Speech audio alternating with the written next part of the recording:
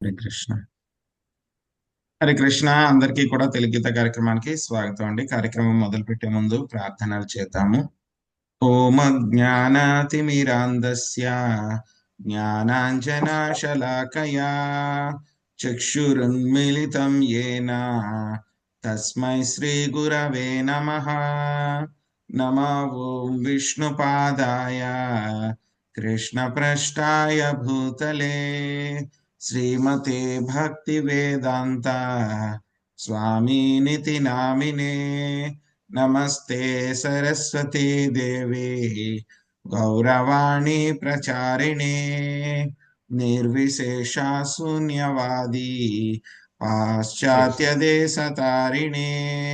జయ శ్రీ కృష్ణ చైతన్య ప్రభు నిత్యానంద శ్రీ అద్వైత గదాధర శ్రీవాసాది గౌర భక్త వృంద.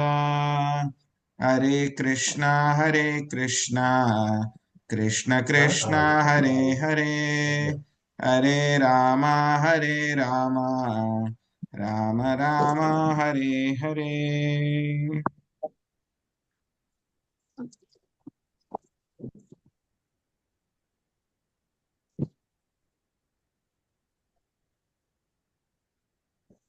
హరే కృష్ణ. हरे कृष्ण प्रभु जी, दंडवत प्रणाम। హరే दंडवत కృష్ణ. प्रणाम प्रभु जी। హరే కృష్ణ. దండవత్ ప్రణామాలు. హరే కృష్ణ. హరే కృష్ణ ప్రభుజీ, ధర్మత్ ప్రణామం. హరే కృష్ణ. దండవత్ ప్రణామాలు. సో మనము థీమ్ వైజ్ యొక్క భగవద్గీతలో ముఖ్యమైన శ్లోకాలన్నీ కూడా ఒక థీమ్ ప్రకారం వరుసగా నేర్చుకుంటూ ఉన్నాం మనం. సో ఈ రోజు మనము 14వ అధ్యాయంలో 3-4 శ్లోకాలు నేర్చుకోవడానికి ప్రయత్నిద్దాము. మమ యో నిర్మహద్ బ్రహ్మ తస్మిన్ గర్భాదధామ్యహం సంభవః సర్వభూతానాం తతో భవతి భారత. ఓ భరతవంశీయుడా, బ్రహ్మముగా పిలువబడు మహత్తత్వము సమస్త జననమునకు ఆధారమై ఉన్నది. సర్వజీవుల జన్మను సంభవింపచేయుచు నేనే ఆ బ్రహ్మమునందు బీజ ప్రదానము కావించుచున్నాను. 4వ శ్లోకం. సర్వయోనిషు కౌంతేయ మూర్తయః సంభవంతి యాః తాసాం బ్రహ్మా మహద్యోనిర్ అహం బీజ ప్రదాపితా. ఓ కౌంతేయ, సర్వజీవ సముదాయము భౌతిక ప్రకృతి యందు జన్మించుట చేతనే సృష్టింపబడిచున్నదనియు మరియు నేనే వాటికి బీజ ప్రదాతనైన తండ్రిననియు అవగాహన చేసుకొనవలెను. సో ఈరోజు ఉన్నటువంటి నా 3వ శ్లోకము 4వ శ్లోకం అన్నమాట. 14వ అధ్యాయము. ఈ యొక్క అధ్యాయం పేరు ప్రకృతి త్రిగుణంలో అన్నమాట. సో ఈ అధ్యాయం ప్రారంభించే ముందు శ్రీకృష్ణ భగవానుడు చెప్తారనమాట అర్జునుడికి. ఏం చెప్తారు? ఏ విధంగా అయితే కనుక చాలా ఉత్తమమైనటువంటి ఉన్నతమైనటువంటి జ్ఞానం నీకు ఇప్పుడు చెప్పబోతున్నాను. ఈ యొక్క జ్ఞానాన్ని గ్రహిస్తే కనుక ఏమవుతావు? నువ్వు నా యొక్క స్వభావాన్ని అంటే కనుక నన్ను పొందుతావు, మళ్ళీ యొక్క జనన మరణ చక్రం నుంచి బయటపడతావు అని చెప్పి స్వామి చెప్పారనమాట. సో ఏమిటి యొక్క జ్ఞానము అని అంటే కనుక ఈ 3-4 శ్లోకాల్లో మనందరం కూడా చాలాసార్లు చర్చించుకున్నాము. జీవుడు మనమందరం కూడా ఏముంది, మనము వైకుంఠ లోకం, మన నిజధామము, మన నిజమైనటువంటి ఇల్లు ఎక్కడుంది? మంది వైకుంఠ లోకంలో ఉందన్నమాట. కానీ ఏమైంది? దురదృష్టవశాత్తు ఏదో తేడా జరిగి మనం ఏమయ్యాము, ఆ యొక్క వైకుంఠంలోంచి మన ఇంటి దగ్గర నుంచి పడిపోయి ఈ యొక్క భౌతిక ప్రపంచంలో మనము కష్టాలు అనుభవిస్తూ ఉన్నాము. రకరకాల జన్మలు తీసుకుంటూ ఉన్నాము. ఇక్కడ ఒక జన్మ తర్వాత ఇంకొక జన్మ తిరుగుతూ ఉన్నాం. మొత్తం 14 లోకాల్లో, ఈ విశ్వంలో కాకపోతే ఇంకొక విశ్వంలో, అక్కడ ఇక్కడ అన్ని తిరుగుతూ రకరకాలుగా ఇంద్రియ భోగాలు చేస్తూ, మళ్ళీ కర్మలు చేస్తూ, మళ్ళీ కొత్త కర్మల్ని సృష్టించుకుంటూ, ఆ యొక్క కర్మ బంధనాల్లో చిక్కుకుంటూ ఒకదాని తర్వాత మన యొక్క కర్మ అనేటువంటిది సంచిత కర్మ, ప్రారబ్ధ కర్మ ఎంత పెరిగిపోయిందంటే కనుక మనకే తెలియదు అది ఎంత ఉందని చెప్పేసి. ఈ జన్మలో మనం అనుభవించేది ఏమిటి? ఏదో కొంచెం మాత్రం తెచ్చుకున్నాం మనం ప్రారబ్ధం. కొంచెం మాత్రం తెచ్చుకున్నాం. కొంచెం కర్మ తెచ్చుకొని మనకు వచ్చాం. కానీ ఇక కర్మ ఎంత ఉంది అని చెప్పి మనకు తెలియలేదు. సో ఎలా అయితే కనుక ఒక ముడి వేసాం అనుకోండి, ఒక ముడి వేసాం, ఒక దారం తీసుకుని మనం ముడి వేసాం. సో ఆ ముడి వేసినప్పుడు ఆ ముడి వేసేసిన తర్వాత చూస్తే కనుక మనకు తెలియదు దాన్ని ఎలా తీయాలి అని చెప్పేసి. అదే ఎవరైనా వచ్చి ఆ ముడి ఇలాగ వేసాము అని చెప్తే కనుక ఏమవుతుంది, మనం ఆ ముడిని ఎలా విప్పాలి అనేటువంటిది తెలుస్తుంది అనమాట. సో అలాగే మనం ఈ భౌతిక ప్రపంచంలో చిక్కుకుపోయాము, అది తెలుసు మనకి. మనందరం కూడా కొంచెం భగవద్గీత అధ్యయనం చేస్తున్నాం కాబట్టి మనకు తెలుస్తుంది అదంతా కూడా.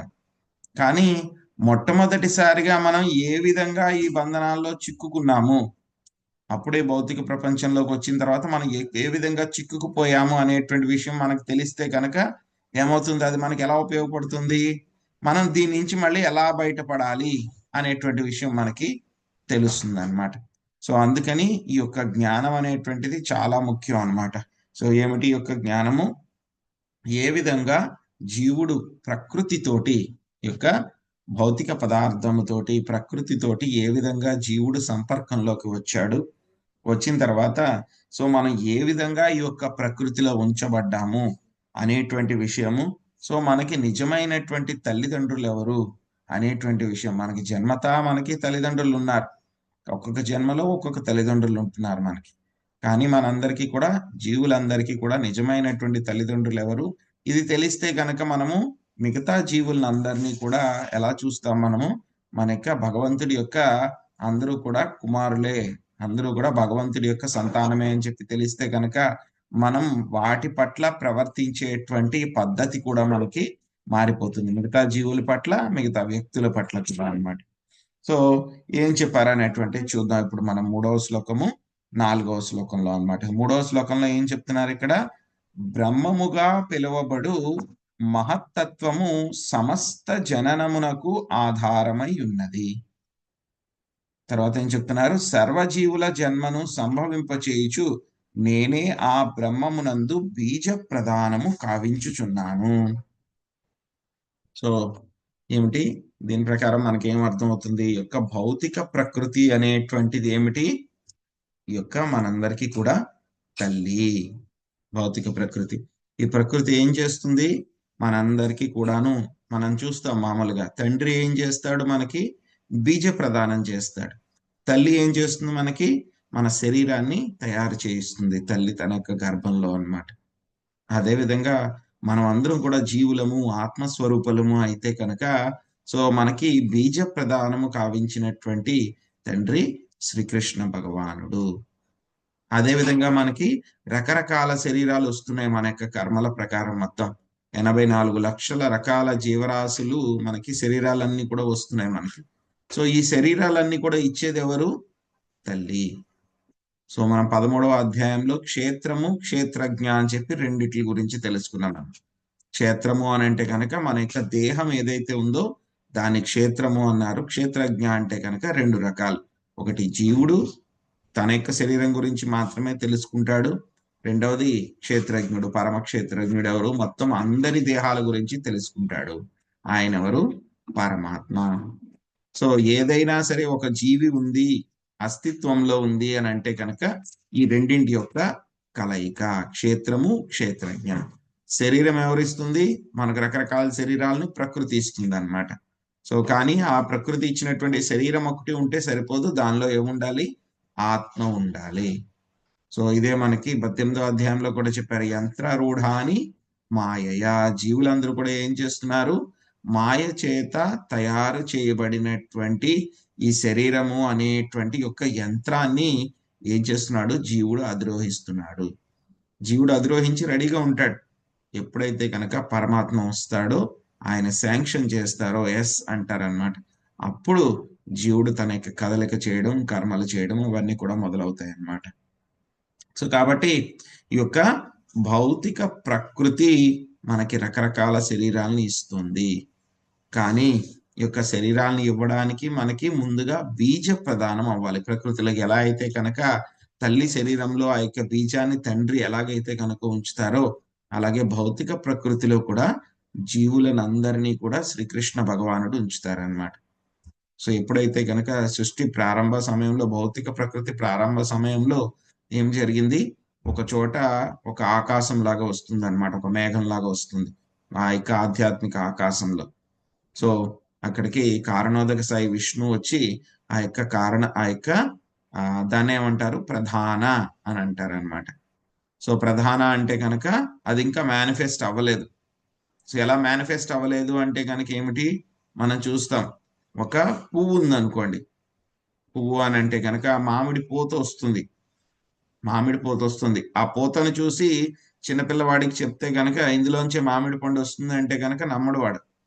కానీ వాడికి ఎక్స్పీరియన్స్ ఉండి జాగ్రత్తగా చూస్తే కనుక తర్వాత వాడు అర్థం చేసుకుంటాడు అనమాట.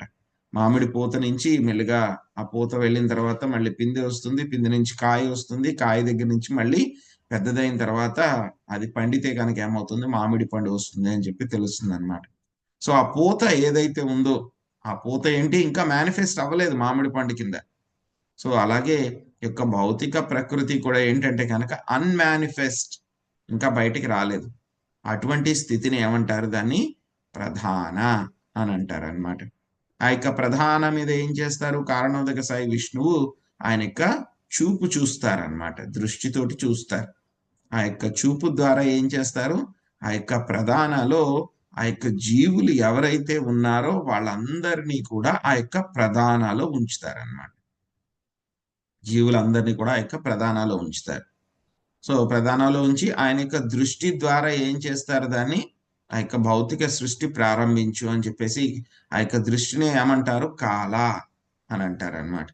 సో అందుకే ఏమవుతుంది, మనందరి మీద కాల ప్రభావం ఉంది కదా.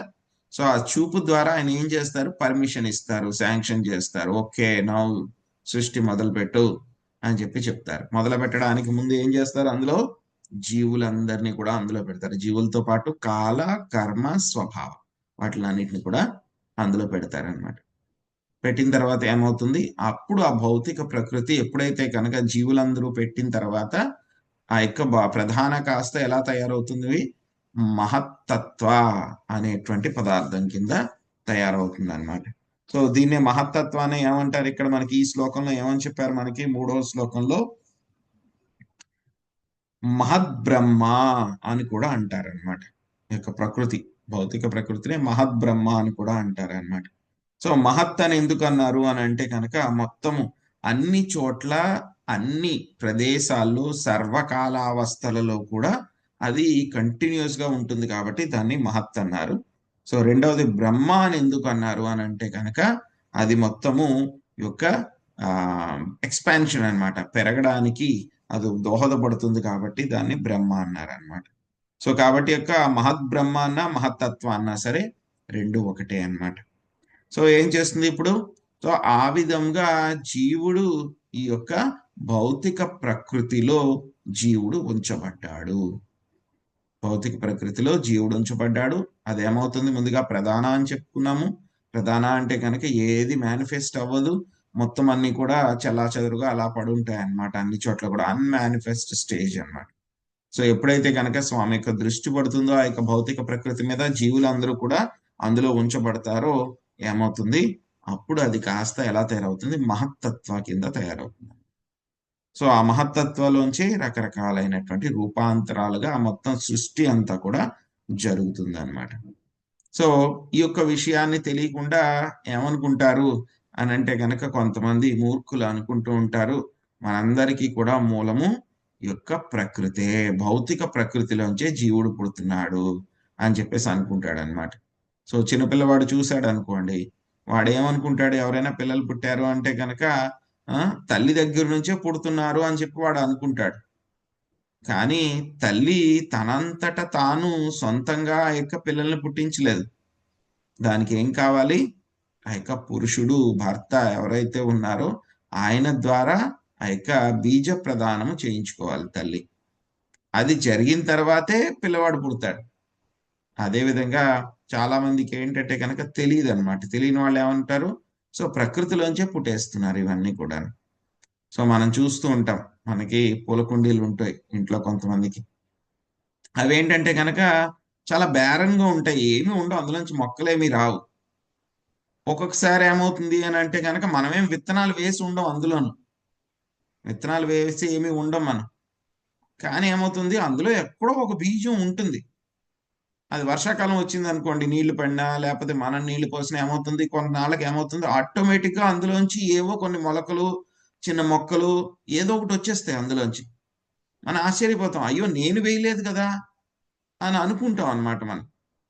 కానీ అక్కడ ఆ బీజం ఆల్రెడీ ఉంది కాబట్టి దానికి సరైనటువంటి అనుకూలమైనటువంటి పరిస్థితులు కలిగినప్పుడు ఏమవుతుంది, ఆ యొక్క చిన్న మొక్క మొలక అనేటువంటిది రావడం జరుగుతుంది అన్నమాట. సో అదే విధంగా స్వామి కూడా ఏం చేశారు, భౌతిక ప్రకృతిలో జీవులందరినీ కూడా ఆయన ఏం చేశారు, ఇంప్రిగ్నేట్ చేశారు, పెట్టేశారు. సరైనటువంటి సమయంలో పరిస్థితులు అనుకూలించిన తర్వాత ఆ యొక్క కాల ప్రభావం ద్వారా ఏమవుతాయి, ఆ జీవులందరూ కూడా రకరకాల శరీరాలు తీసుకుని బయటకు వస్తూ ఉంటారన్నమాట. తేలు ఎగ్జాంపుల్ అన్నమాట. తేలు ఏం చేస్తుంది అని అంటే గనక, పెద్ద పెద్ద ధాన్యం రాసులు కానీ బియ్యం రాసులు కానీ ఉంటే గనక వాటి లోపలికి వెళ్ళి అది గుడ్లు పెట్టేసి వెళ్ళిపోతుంది అన్నమాట. గుడ్లు పెట్టేసిన తర్వాత కొన్నాళ్ళకి ఏమవుతుంది, వాటిలోంచి తేలు పిల్లలు వస్తాయి. ఎవరైనా చిన్నపిల్లవాడు చూశాడు అనుకోండి, తేలు పిల్లలు బియ్యంలోంచి వస్తున్నాయి కాబట్టి తేలు పిల్లలు పుట్టడానికి కారణం బియ్యం అని చెప్పి చెప్తాడనమాట. సో కానీ అది కారణం కాదు. అంతకుముందు తల్లి ఏం చేసింది, తేలు అందులోకి వెళ్ళి గుడ్లు పెట్టేసి వెళ్ళిపోయింది కాబట్టి దాంట్లోంచి ఇప్పుడు తేలు పిల్లలు వచ్చినాయి. అంతేగాని బియ్యాన్ని మీరు పక్కన పెట్టేస్తే గనక, ఒక చిన్న గిన్నెలో లేకపోతే గనక ఒక బాక్స్ లో మీరు గట్టిగా పెట్టేస్తే గనక అందులోంచి తేలు పిల్లలు రావు. అందులో వచ్చి గుడ్లు పెట్టింది కాబట్టి తేలు పిల్లలు వస్తాయి. అలాగే మనందరికీ కూడా మూలం ఏమిటి అంటే కనుక శ్రీకృష్ణ భగవానుడు. ఆయన బీజ ప్రదానం చేశారు కాబట్టే ఈ యొక్క భౌతిక ప్రకృతిలోంచి మనకి ఈ యొక్క జీవులు అనేటువంటిది ఉత్పత్తి అవుతున్నారన్నమాట. సో ఇంకా ప్రతిదీ కూడా మనం చెప్పుకున్నాం, క్షేత్రము క్షేత్రజ్ఞుడు, వీళ్ళిద్దరి యొక్క కలయిక వల్లనే జీవులందరి యొక్క పుట్టుక అన్ని కూడా సంభవిస్తూ ఉన్నాయన్నమాట. సో ఏ విధంగా ఇది సంభవిస్తుంది అంటే కనుక శ్రీకృష్ణ భగవానుడి వల్లే ఇదంతా కూడా జరుగుతుంది. కారణోదక సాయి విష్ణువు ద్వారా ఇదంతా కూడా జరుగుతుంది అన్నమాట. సో మొత్తం ఈ యొక్క బ్రహ్మాండాలు ఏవైతే ఉన్నాయో, విశ్వాలు ఏవైతే ఉన్నాయో, భౌతిక ప్రకృతి అదేవిధంగా ఆధ్యాత్మిక ప్రకృతి ఏదైతే ఉందో, మొత్తం అన్నింటికి కూడా మూలకారం శ్రీకృష్ణ భగవానుడు. సో ఈ యొక్క భౌతిక ప్రకృతికి కూడా ఆయనే మూల కారణం అన్నమాట.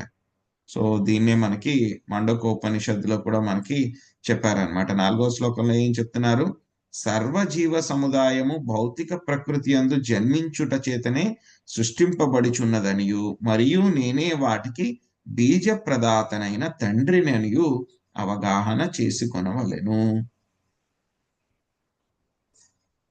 ఏం చెప్తున్నారు ఇక్కడ, మహద్బ్రహ్మ గురించి చెప్తున్నారనమాట. సో మహత్తత్వ ఏమవుతుంది, తర్వాత జీవులు ఆ యొక్క మహత్తత్వాలోనే జీవులు కూడా ఉంటారన్నమాట.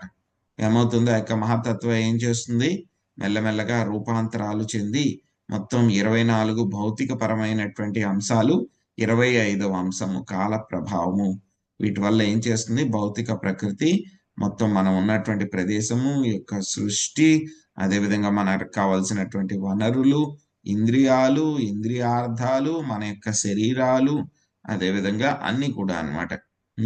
5 జ్ఞానేంద్రియాలు, 5 కర్మేంద్రియాలు, అదేవిధంగా మనకి ఇంద్రియార్థాలు 5 రకాలు మనకి, అదేవిధంగా మనసు, బుద్ధి, అహంకారము, అదేవిధంగా చిత్త, ఇవన్నీ కూడా మొత్తం 24 అంశాలు. మొత్తం ఇవన్నీ కూడా ఈ యొక్క 24 అంశాలు ప్లస్ పరమాత్మ ప్లస్ కాలము ప్లస్ జీవుడు, ఇవన్నీ కూడా కలిపితేనే ఒక భౌతిక సృష్టి అనేటువంటిది ప్రారంభమైంది. సో వీటన్నింటికి కూడా మూల కారణం, కాలానికి కూడా మూల కారణం ఎవరు, ఆయన యొక్క దృష్టి, కారణోదక సాయి విష్ణు యొక్క దృష్టి అన్నమాట.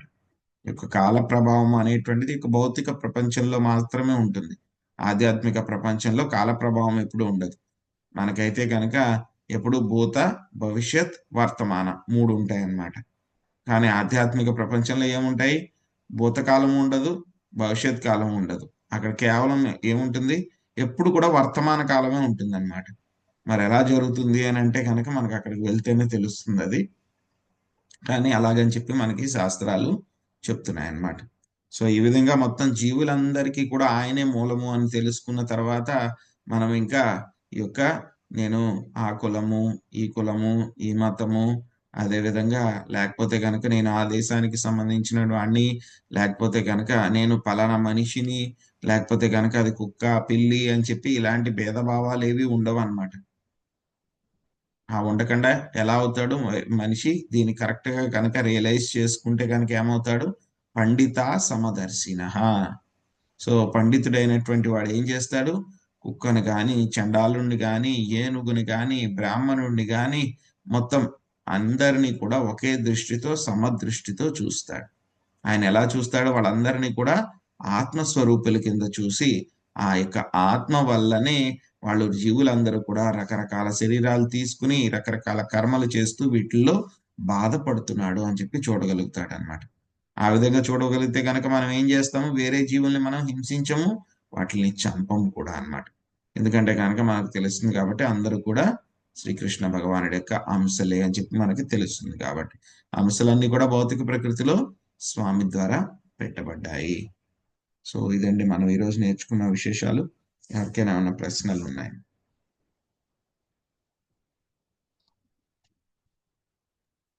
హరే కృష్ణ ప్రభుజీ. సమస్తం కూడా కృష్ణ భగవాను నుంచి ఏ విధంగా వచ్చిందో, కారణోదక సమిష్టి నుంచి ప్రధానము, మహత్తత్వము, ఈ మూలకాలు చాలా అద్భుతంగా ఉంది ప్రభుజీ. హరే కృష్ణ. హరే కృష్ణ.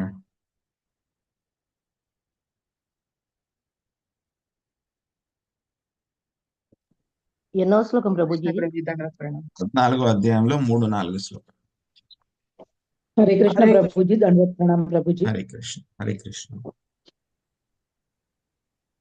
హరే కృష్ణ ప్రభు.